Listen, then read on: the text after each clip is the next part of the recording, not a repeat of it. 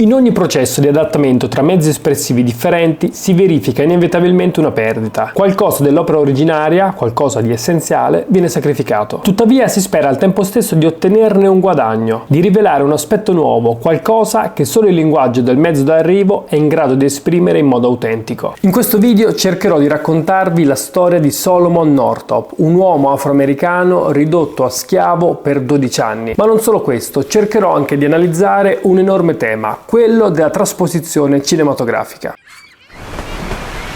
Sono nato libero e per più di 30 anni ho goduto della benedizione della libertà in un libero stato.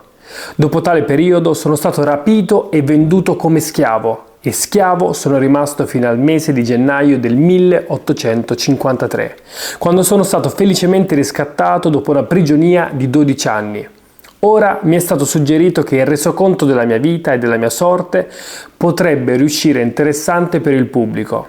Della schiavitù posso parlare solo nella misura in cui l'ho osservata personalmente, l'ho conosciuta e sperimentata sulla mia stessa pelle.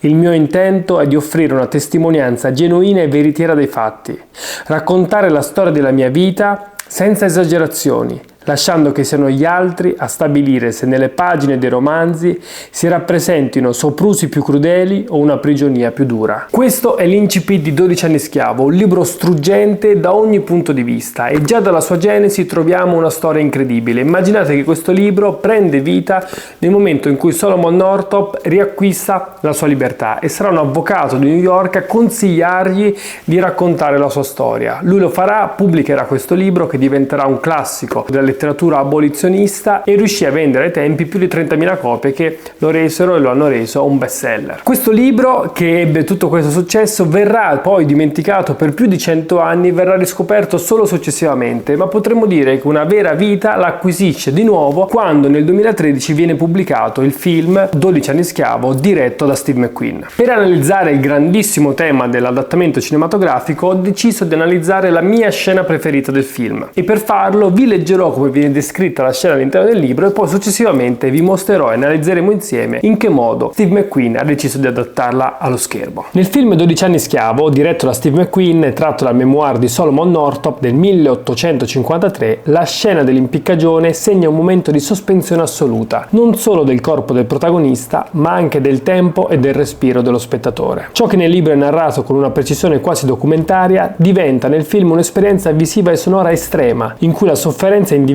si trasfigura in un simbolo universale di oppressione. Analizzare questa sequenza significa dunque osservare come il cinema non si limiti ad adattare un testo, ma ne reinterpreti la verità emotiva, traducendola nel linguaggio specifico dell'immagine e del suono. Prima di entrare nel dettaglio del film è necessario ricordare la storia reale di Solomon Northup, la cui vicenda costituisce la base dell'opera. Solomon fu musicista e scrittore afroamericano nato libero nello stato di New York, che venne rapito e ridotto in schiavitù per 12 anni. La sua autobiografia, 12 Years a Slave, è una delle testimonianze più importanti della schiavitù negli Stati Uniti. Figlio di un ex schiavo emancipato, Northup crebbe come un uomo libero, lavorando come contadino e violinista a Saratoga Springs, dove viveva con la moglie Anne e i loro 3 figli. Questa sua capacità di suonare il violino cambierà completamente la sua esperienza da schiavo, e anche all'interno del libro troviamo un inno a questo oggetto che lo ha salvato in tantissime occasioni. Ahimè, non fosse stato per il mio amato violino, proprio non so come avrei potuto resistere a quei lunghi anni di schiavitù.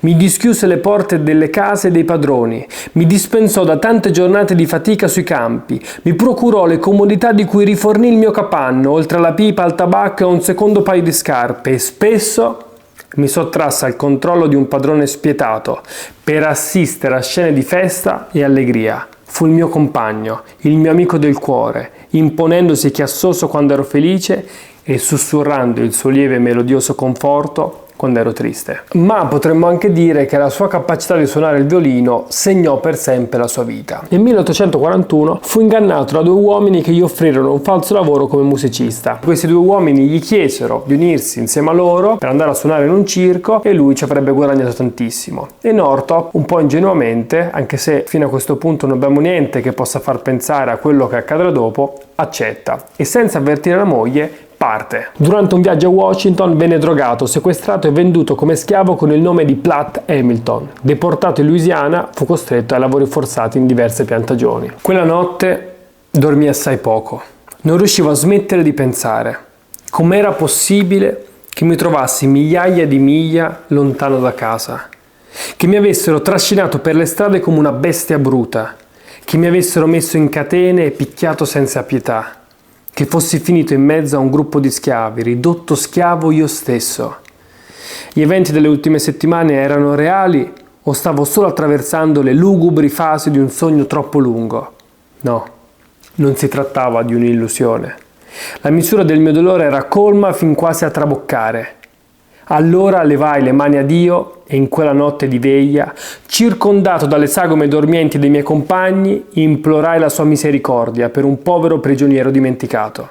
Rivolse al Padre Onnipotente di tutti noi, sia liberi sia schiavi, la supplica di un'anima spezzata, implorando dall'alto la forza per reggere il peso delle mie sventure, fino a quando, la luce del mattino, svegliò quelli che dormivano, dando inizio a un'altra giornata di prigionia. Dopo un primo padrone relativamente benevolo, William Ford, fu venduto a John T. Betts, un uomo crudele con cui ebbe un violento scontro. Immaginatevi questo uomo sempre sudato, viscido, pronto a fregarvi, che non vede l'ora di poter riversare su di voi tutto il suo odio e il suo disprezzo per il mondo. Unite tutte queste immagini e avrete la faccia di Paul Dano. Proprio sotto di lui avvenne l'episodio di cui vi racconterò tra poco. In seguito fu venduto a Edwin Epps, un proprietario terriero brutale che lo tenne come schiavo per 10 anni. In quel periodo Solomon subì e assistette a terribili violenze, in particolare contro la giovane schiava Patsy. La libertà arrivò grazie all'incontro con Samuel Bass, un carpentiere canadese abolizionista che, rischiando la vita, riuscì a inviare lettere alla famiglia di Northrop. Il 4 gennaio 1853, dopo oltre 11 anni di schiavitù, Solomon fu finalmente liberato e poté tornare a casa. Ma come vi dicevo, fu proprio durante la sua permanenza presso John T. Betts che Solomon visse uno degli episodi più drammatici della sua prigionia, il tentativo di impiccagione. Questo momento, raccontato nel memoir con lucidità e sobrietà, rappresenta il punto di massima tensione tra la sua condizione di uomo libero e la violenza disumanizzante della schiavitù. Northrop reagisce a un'aggressione, rivendicando un frammento della propria dignità, ma quel gesto scatena la furia del padrone, che decide di punirlo pubblicamente, facendone un esempio per gli altri schiavi. È in questo episodio che si manifesta con maggiore evidenza la crudeltà del sistema schiavista, l'indifferenza degli astanti, l'assenza di giustizia, la riduzione del corpo umano a oggetto di dominio. Ora vi leggerò gli ultimi due estratti del libro. Il primo sono le riflessioni di Northrop dopo aver fustigato T. Betts, che, come avete capito, o come capirete poi guardando anche il film, voleva cercare semplicemente un pretesto per poterlo punire, e lui, opponendosi a questa sua rabbia ingiustificata, ha deciso di proteggersi, e questo sa che lo porterà delle conseguenze, ma in questo momento non sa immaginare cosa. Mentre me ne stavo lì in piedi, fui sopraffatto da un sentimento di angoscia indescrivibile. Ero consapevole di essermi esposto al rischio di un castigo che nemmeno potevo immaginare.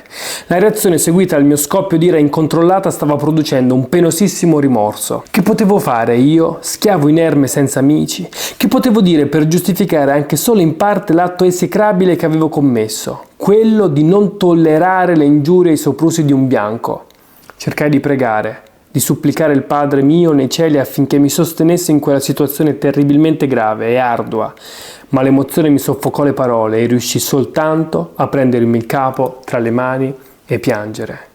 Rimasi in quello stato per almeno un'ora, trovando consolazione soltanto nelle lacrime, finché, alzando lo sguardo, vidi T. Betts che veniva lungo il baiò accompagnato da 2 uomini a cavallo. L'uomo vede T. Betts arrivare, non è solo, ci sono altri 2 uomini a cavallo, arrivano, gli dicono di allungare le mani, gliele legano e a un certo punto gli viene messo un cappio al collo e viene tirato su. Nel libro la descrizione è asciutta, quasi priva di pathos, ma proprio per questo più agghiacciante. Nel film, invece, Steve McQueen trasforma questa pagina in una sequenza visiva di straordinaria potenza, una delle più memorabili del cinema contemporaneo, che immerge lo spettatore nel silenzio, nella durata e nella sospensione tra la vita e la morte. Ma la cosa assurda che succede è che, vedendo tutto questo, un altro membro che lavora per la famiglia del suo proprietario arriva fermando questo omicidio brutale. La corda viene lasciata, ma Northrop rimane appeso e riesce a sopravvivere solo perché con la punta dei piedi riesce a tirarsi sul collo e a respirare. Ma la scena che segue è devastante. Man mano che il sole si faceva sempre più alto, la giornata si fece insopportabilmente calda. I raggi torridi arroventavano il terreno e sulla pianta del piede poggiata al suolo quasi si formavano vesciche. Io stavo a testa scoperta, senza soprabito né copricapo, esposto al bagliore cocente. Il sudore mi colava lungo la faccia a grosse gocce, inzuppando i pochi indumenti che portavo, ma ero ancora legato, con la corda che mi penzolava dal collo, nello stesso posto in cui mi avevano lasciato Tibez e i suoi compagni. Le corde erano così strette che non riuscivo a muovermi di un pollice. Volevo stendermi a terra, ma sapevo che non mi sarei più potuto rialzare. Il suolo era così secco e rovente che mi rendevo conto che avrebbe reso il mio disagio ancora più penoso. Se solo mi fossi potuto spostare di lì, anche di pochissimo, sarebbe stato un sollievo indicibile. Ma i cocenti raggi del sole del sud che picchiarono sulla mia testa nuda per tutta la lunga giornata estiva non mi causarono neppure metà della sofferenza che provavo nelle mie membra indolenzite. I miei polsi, le mie caviglie, i tendini delle mie gambe e delle mie braccia presero a gonfiarsi e la corda che li legava ad affondare nella mia carne. Mai il sole si mosse tanto lentamente attraverso il cielo. Mai fece cadere raggi così infuocati e feroci come quel giorno, o almeno così a me sembrò. Non cercherò di esporre quali fossero le mie meditazioni, gli innumerevoli pensieri che si affollavano nella mia mente sconvolta. Basti dire che durante tutta quella lunga giornata non arrivai mai alla conclusione che lo schiavo del sud, nutrito, vestito, fustigato e protetto dal suo padrone, sia più felice del libero cittadino del colore del nord. Né mai sono giunto a tale conclusione da allora in poi. Tuttavia ci sono anche parecchie persone benevole e ben disposte, anche negli stati del nord, che dichiarerebbero sbagliata la mia opinione e argomenterebbero contro di essa.